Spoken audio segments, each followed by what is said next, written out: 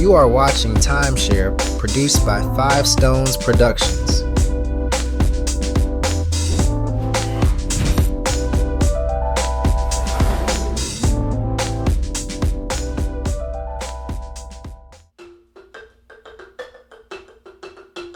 My name is Elder Makinde A. Gbolahan. I was born in Savannah, Georgia. We had 6 brothers and 1 sister. We had seven of us. And I was the baby for 9 years, and another guy came along and kicked me out of the way. So I just lost my place. All of us was not raised together in one house. And it was a challenge. My mother was a hard working woman. She was very loving and concerned about her kids. She was a single parent. She took good care of us.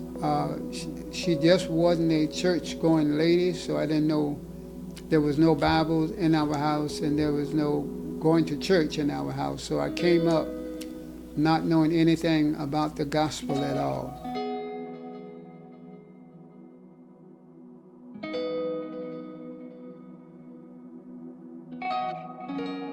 I did not know my father.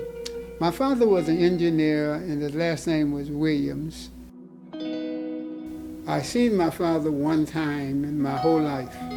I was 5 years old at the time.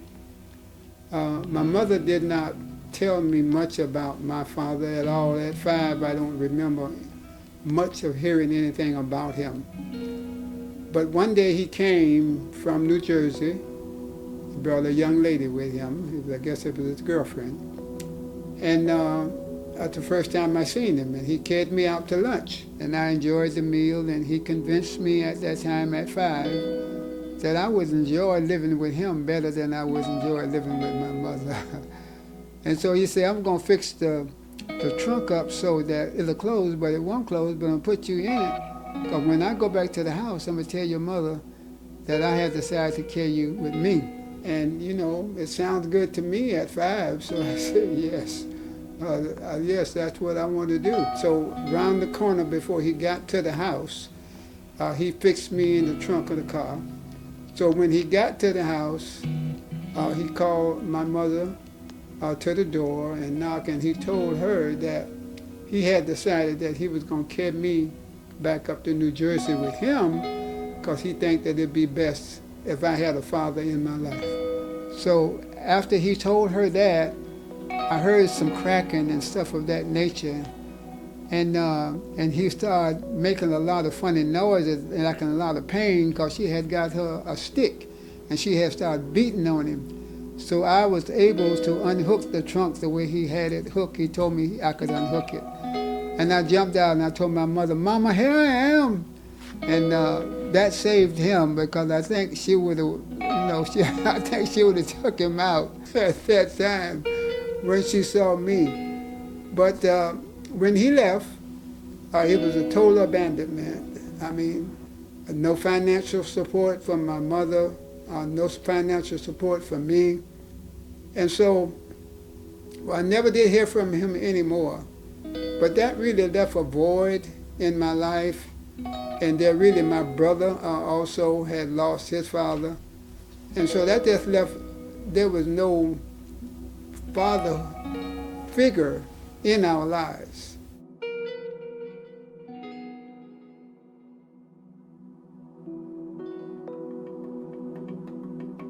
I went to movies, I remember back at that time, and there was a movie called Shaft. And so I came out so impressed by Shaft that I emulated a lot of the things that I seen in the movie. I'm searching for identity, I'm searching for a purpose, I'm searching for meaning. When I was coming up in school, I did not receive any education that talks about the beauty, the contribution, the legacy, the history, the heritage of African American people. Even though I had African American teachers, that just was not taught in school. Everything taught in school, if it was anything about Africa, it was always negative, about witch doctors and savagery and all of that. And at this time, back in my life, I was struggling, really struggling, trying to find myself into what I was being taught, looking at other things and trying to find some way to belonging, of finding some value, of finding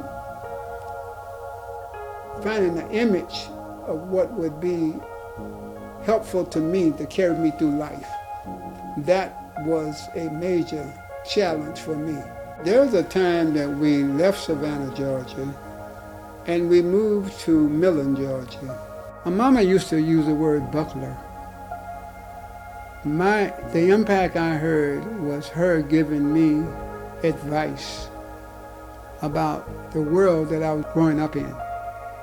So that was the impact at an early age, because at this time I can say that I was in rebellion. I was in rebellion against all that was being taught to me in school. I didn't have any direction, any vision about what I wanted to become or what I wanted to do. It was bad enough not having a father, but I was also separated from my mother for 2 years. And that was a trauma. My mama lost custody of me and my brother. And so that was a scar that I had to deal with. And once again, I have to say that because of the love of God and the grace and mercy, I did not know him, but I'm glad that he knew me, because he brought me through that situation. And to be separated from all parents, I guess I can say I was maybe 12 years old when this happened. So that was very traumatic. The only person that I did love, I lost contact with. It was a tremendous time that me and my brother spent a lot of time alone. And I think that had a tremendous impact, because we didn't have a lot of instructions, we didn't have a lot of structure, so we got into a lot of things that we should not have got into. Being rebellious, not only against what I was being taught, but also against the society that I was living in. I had got on the bad side of the law. And by being on the bad side of the law in a small town, where the cops know everybody, that was not a good experience for me. When I walked down the street in Millen, Georgia, the white people thought that I should get off the sidewalk and let them have the sidewalk. I just wouldn't do it. I wouldn't do it. At that time, you could not go into white establishment and eat. And I just felt like that was something that was wrong. So I challenged that. And so that caused a lot of problems with the sheriff and the sheriff's son. Me and him got into it. I had came from Savannah, Georgia, and I hadn't been exposed to that part, that blatant part, even though I had exposed to the system that I lived in. But the blatant part, that I couldn't come in here and I couldn't go in there. And so it was a challenge, because I had a police to shoot at me 3 times. And fortunate enough, the Lord told me, I didn't know him again, to stoop down when I was running. And I went down low, and just above my head there was 3 bullets hit the treetops right above my head, and I jumped down and ran across a railroad track that I was able to get away. That continued on, me challenging the status quo of what the situation there. And so it got so bad that my mother told me that I needed to leave, because I wouldn't make it. I wouldn't be able to live in that town. So I had to walk the railroad track about 5 miles to get out of Millen, Georgia, to the next city, and catch a bus to go to Savannah, Georgia, to save my life, really. That's what I had to do.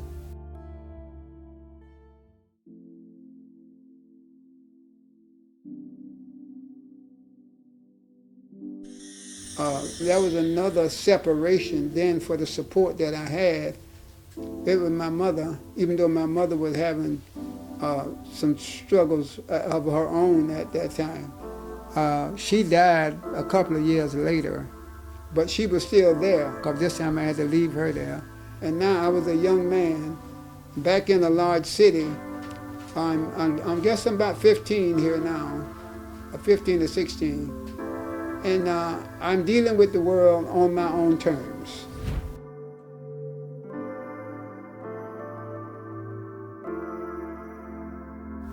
I started working at the golf course as a caddy, and being out in the open, in nature, it had a profound effect upon me to be out in nature like that, because it was so beautiful.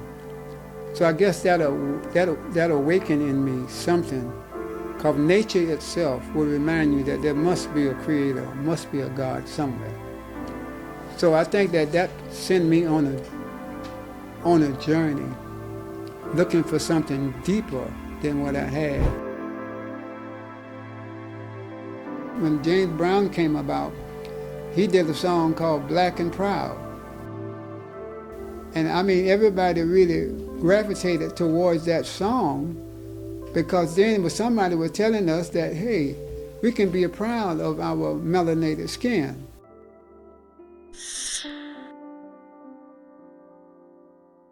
But I was a young man who always desired to become knowledgeable about the things that I thought that would be beneficial to me intellectually.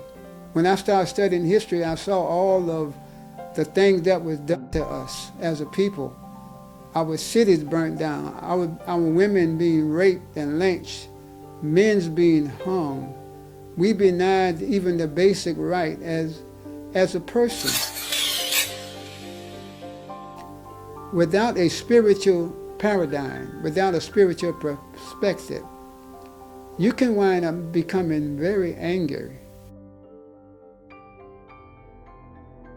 During those early years of the black movement in this country, I joined the All African People Revolutionary Party. And we had many countries that certified our institute. Stokely Carmichael was the president, the chairperson. There was a lot of movements in America who espoused violence. But we understood clearly that the United States was the strongest military power in the world. We didn't have enough money to feed an army, less more equip an army.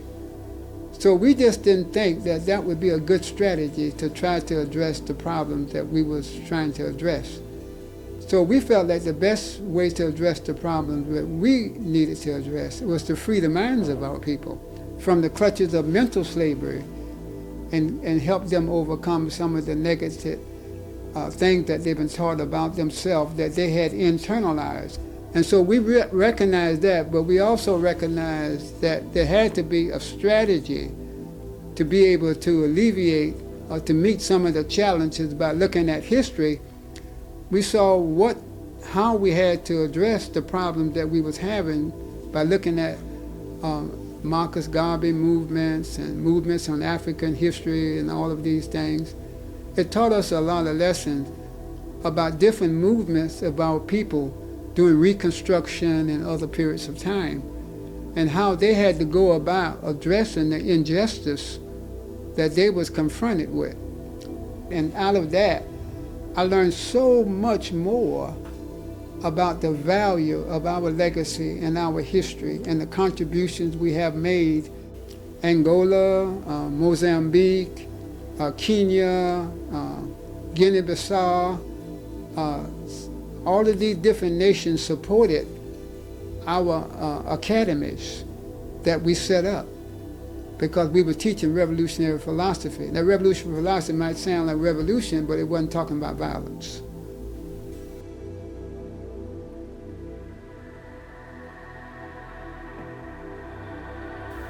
I did not know the Lord, but all during this time, because I was being taught brotherhood and love of people and love of country and love of somebody else greater than myself, I developed a concept of brotherly love, especially for people who look like me, or people who was oppressed.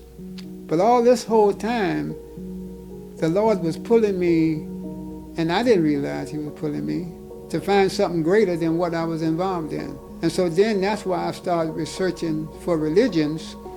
And when I looked at Christianity, and I looked at the people who say they was Christians, I had a problem after I saw how they was treating us. I rejected Christianity outright. I said, these people here cannot be what I'm looking for. It couldn't be the religion that I'm looking for. And so I rejected it outright. But one day I was reading a book called Coming Forth by Day by Night. Some people call the Book of the Dead, the Egyptian book. I saw something say Sabbath. And I had never heard of the Sabbath before. And so I was wondering what that was about. So I looked into it and I found out that a church that observed the Sabbath was down the street, the same church I go to today. And I went down in that church to see what they was doing. And when I walked in the door, they was singing hymns. And actually it was beautiful hymns, but I'm so used to Bob Marley, reggae, third world. And I said, Lord, I know you ain't bringing me here. I mean, this music here, I mean, I just was not accustomed to hearing that kind of music. And so I visited that church a couple of times, but I stopped visiting it because I just didn't think, when I looked at the structure of the church, and I saw a lot of white folks involved in the association. So I said, well, no, Lord. I already, in my mind, white folks going to hell because of how they're treating us. So I said, no, Lord, this ain't where you want me. This ain't where you want me to be. But the lady down at the Adventist Church used to see me do radio programs on health. I was a vegan, vegetarian, teaching health. And she asked me to come down and do a program at the church on health and nutrition. So I came down doing what they call AYS, that's a young people program, to teach them about health. And when I got through, two young, beautiful ladies came down the aisle and told me just how much they enjoyed the presentation. One of them young ladies wound up later on becoming my wife. And that was a blessing right there. But at the time, she was going to church, but I wasn't. And then she came home one day and she spoke to me. She said, I'm a widow. I said, what you mean you're a widow, my lady? She said, every Sabbath, every Saturday I go to church by myself. I don't have no one to go with me. And, you know, this is how a woman should approach a man. Then she started telling me all the wonderful things she loved about me. And then she said, but I sure would appreciate it very much if you would go to church with me.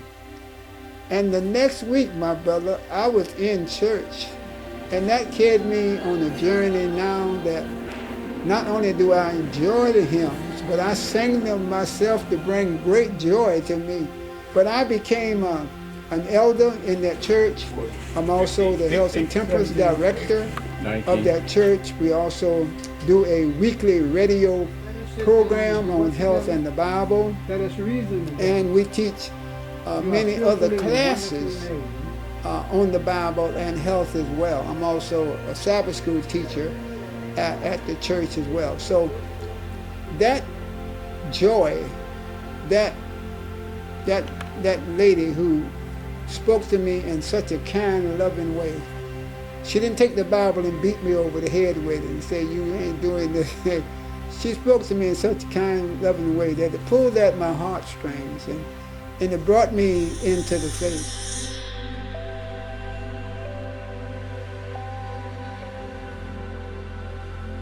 I've been married twice. First met my first wife in Savannah, Georgia. We got married and I had a son. And he's in Illinois now. I got 2 grandchildren from him. And I just wasn't a match that they wanted for their daughter. They came and convinced her to leave. I don't even remember what the dispute was about. It wasn't abuse or anything like that. But she left. And I didn't see my son till 3 years later. And that was very hurtful. It was a very difficult time for me to live. And so then when I met this wife, now she was a math major. She had a master's degree in math. She was a school teacher. And she also was a choir director and a pianist. And so she was a gifted lady, and she helped bring out some of my singing, which I love to sing. But to say that she died and left me with a 9-year-old and 11-year-old, and I had to raise 2 girls by myself. I ain't gonna say by myself, with the help of the Lord. Because at that time I had found and had developed a relationship with the Lord. So God guided me into raising those 2 girls, and I have to say, both of them graduated from college, and that's why I'm so proud that God helped me in that whole process of raising 2 girls, because I came up not being a part of a family, but now I have a family, and I got to raise a family, and never had that experience before.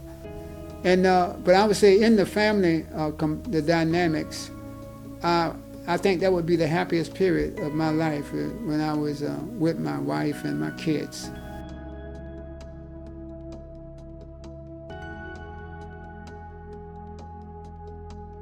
I believe the importance of families and families staying together to provide that sense of security and direction to a child. It is so key that families learn just how important it is. And that when you bring children into the world, children are the rewards of life. But also you shouldn't bring them up and just give them to the world without them preparing them to deal with the world. And so I found an organization called Universal Childhood Enlightenment Council. And I have and still do a lot of programs, but at one time I was frequently in the school system, teaching them history, culture, playing the musical instruments. But in these instruments and instructions that I be giving them, I also give them instructions about life and how to make healthy choices, and how bad choices, especially you can make bad choices by doing things when you are not ready or not fully mature, that you shouldn't be doing because it have a detrimental effect on you. It's not only learning how to control anger, but finding a goal in life. Making sure that you find a purpose greater than what's you just looking at how this going to make me money or how this going to enrich me. Find out that what you can do that can give back to society. And you find out just how enriching that is. So in other words, I'm saying if you don't find a cause greater than yourself in life, all the money in the world won't make you happy. And I still work in the community dealing with issues of justice. I was working on the Police Advisory Committee, on that committee, trying to develop a safe relationship between the police and our community. And that failed because of they thought that they were going to use me and not give me the information that the community was asking for when a young man got killed. They decided that they wouldn't give me the information, and so then they're going to ask me to talk to the community to say that it was handled correctly. I told them I couldn't do that.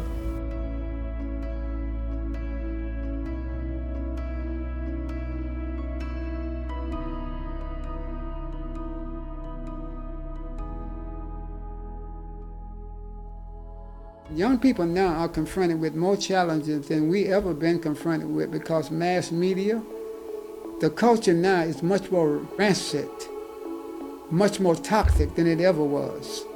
I mean, we got people confused about even is there a boy or is there a girl now. We got people now playing rap music in cars, and little babies are sitting in the baby protection devices, and they're listening to all this music that got all this profanity and all of this negative, so they don't even have a chance to grow up thinking in the right direction. For every action, there is a reaction. For every cause, there is effect. What you sow, you also going to reap. There are consequences for choices. So you need to spend some time becoming knowledgeable and recognize that you are not just here haphazardly in this world. You was born for a purpose. But you must learn to make choices, and you can't make choices if you high on any kind of substance. You can't make choices if you make choices out of anger. if you internalize not believing how valuable you is as a human being, that you don't value yourself, then you ain't gonna value other people. So we have a lot of murder taking place in our community right now, where people now are trying to solve problems with guns, and it's not creating any solutions, they create more problems. So I'm saying, young people, that in life have not been no crystal stairs for me. It have not been an easy road. But like the lady say in that poem, I am keep climbing, honey. I am keep moving on. I am keep going. Life is a struggle. But as you struggle in life and you struggle in the right direction, you get stronger. You get stronger and you learn to appreciate life itself and understand the value of life and understand your own personal value. But I would say, get with any mentor, someone who is positive, someone who cares for you and wants to give you some good counsel.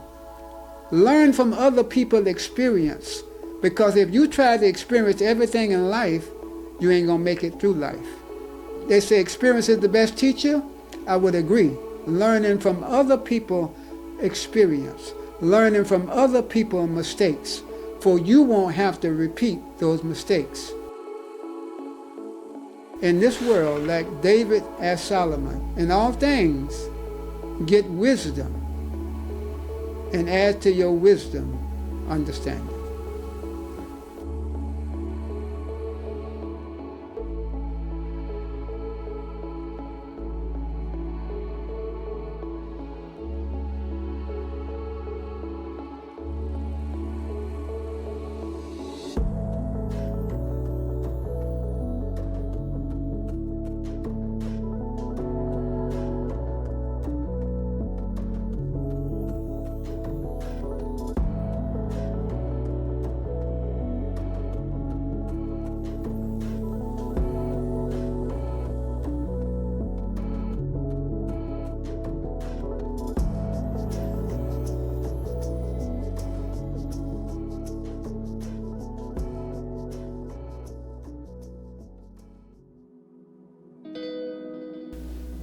I think my greatest regret in life is the times when I was